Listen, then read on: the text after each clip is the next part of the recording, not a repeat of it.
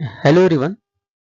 इस लेक्चर में हम बात करेंगे राष्ट्रीय हरित अधिकरण national green tribunal act 2010 NGT. NGT का अधिनियम की कुछ विशेषताएं हैं जो कि 10 में लागू हुआ था।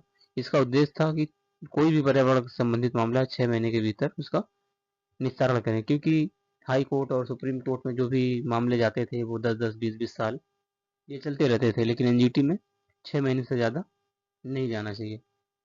अधिकार क्षेत्र है इसका, यह कानून केवल पर्यावरण से संबंधित कानूनी अधिकारों और क्षतिपूर्ति के मामलों की सुनवाई करता है। जो भी पर्यावरण से संबंधित कार्रवाई है उसी को ये देखता है, बाकी चीज़ों नहीं देखता है। इसकी संरचना जैसे होती है, इसमें भी एक अध्यक्ष होते हैं, सुप्रीम कोर्ट के पूर्व न्यायाधीश होते हैं, न्यायिक सदस्य और विशेषज्ञ सदस्य भी शामिल होते हैं। जो पर्यावरण के जानकार सदस्य होते हैं वो इसमें शामिल होते हैं। इसकी प्रक्रिया क्या है कि एनजीटी नागरिक प्रक्रिया संहिता सीपीसी 1908 से कड़ी नियमों से बंधा नहीं है, बल्कि प्राकृतिक न्याय के सिद्धांतों प्रिंसिपल ऑफ नेचुरल जस्टिस पर कार्य करता है। इसका अगर दंड की बात करें, मुआवजे की बात करें, एनजीटी के आदेशों का पालन न करने पर 3 वर्ष तक का कारावास और 10 करोड़ रुपए तक का जुर्माना या दोनों हो सकते हैं। कोई भी इंडस्ट्री जो भी हमारा एनजीटी का आदेश है अगर उसको पालन नहीं करता है, कोई भी उसको 10 करोड़ का जुर्माना या तो 3 साल की जेल हो सकती है, या तो दोनों भी हो सकते हैं। अपील क्या करता है, एनजीटी के फैसले के खिलाफ 90 दिन के भीतर सुप्रीम कोर्ट में अपील की जा सकती है। अगर एनजीटी ने गलत फैसला सुना दिया, आपको लगता है, उसके 90 दिन के भीतर आप सुप्रीम कोर्ट में उसकी अपील कर सकते हैं।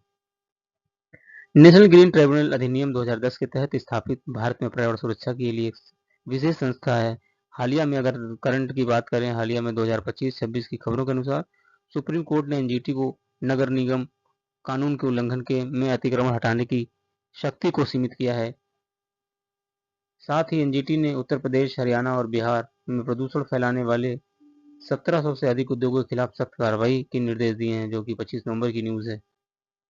एनजीटी अधिनियम और हालिया समाचार की बात करें, जो 2025-26 में सर्वोच्च न्यायालय का आदेश 2026 मार्च में आया है। सुप्रीम कोर्ट ने स्पष्ट किया है, एनजीटी नगर निगम कानूनों के उल्लंघन किए गए अतिक्रमण को हटाने का आदेश नहीं दे सकता, विशेषकर जब मामला खुली जगह, पार्क, जमीन से जुड़ा हो।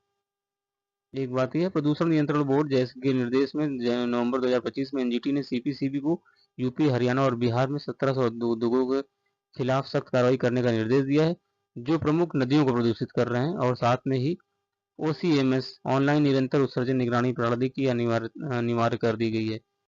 सभी इंडस्ट्री में पोल्यूशन कंट्रोल बोर्ड में जहाँ जहाँ बहुत ज़्यादा एनजीटी के केसेस हैं, जैसे हरियाणा, उत्तर प्रदेश और बिहार, यहाँ पे 1700 से अधिक उद्योग हैं जो कि एनजीटी में इनके केस चल रहे हैं, उनके खिलाफ सख्त कार्रवाई करने का निर्देश दिया गया है।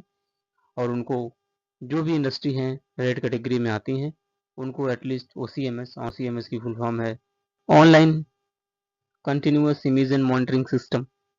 Online continuous emission monitoring system ये ऑनलाइन चलेगा, कौन सी इंडस्ट्री कितना इमिशन कर रही है ये लगातार ऑनलाइन ही पता चल जाएगा सीपीसीबी के सर्वर से।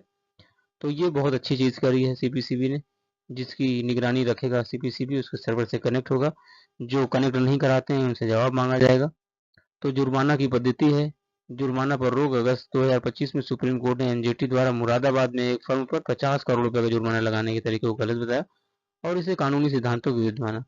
एक इंडस्ट्री में 50 करोड़ का जुर्माना लग गया था, जिसको एनजीटी ने बताया इतना जुर्माना नहीं लगाना चाहिए। जन विश्वास विधेयक संशोधन हुआ है 2023-25 में। पर्यावरण कानूनों में संशोधन के माध्यम से एनजीटी की शक्तियों को लेकर चिंताएं बढ़ी हुई हैं, क्योंकि ये संशोधन सरकारी निकायों के आसपास अधिक शक्ति केंद्रित करते हैं। एनजीटी की जो भूमिका है वो सिविल प्रक्रिया की संहिता 1908 के बजाय प्राकृतिक न्याय के सिद्धांतों के अनुसार काम करता है। अधिकार क्षेत्र इसका पर्यावरण संरक्षण नियम अधिनियम, वायु अधिनियम, जल अधिनियम तहत के सिविल केस की सुनवाई करता है। सीमाएं वन्य जीव संरक्षण अधिनियम 1972 और भारतीय वन अधिनियम 1927 के तहत मामलों की सुनवाई नहीं करता। अपील एनजीटी के निर्णयों के खिलाफ 90 दिन के भीतर सुप्रीम कोर्ट में अपील की जा सकती है।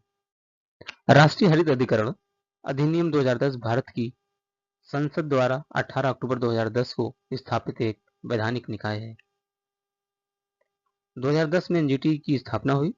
ये संसद में एक कानून पारित हुआ जो पर्यावरण, वनों के संरक्षण और प्राकृतिक संसाधनों से संबंधित मामलों को त्वरित एवं प्रभावी निपटान के लिए जिम्मेदार है।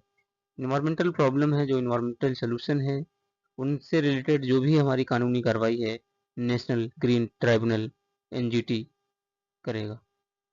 यह कानून भारत के संविधान के अनुच्छेद 21 के तहत नागरिकों को स्वस्थ पर्यावरण के अधिकार की गारंटी देता है।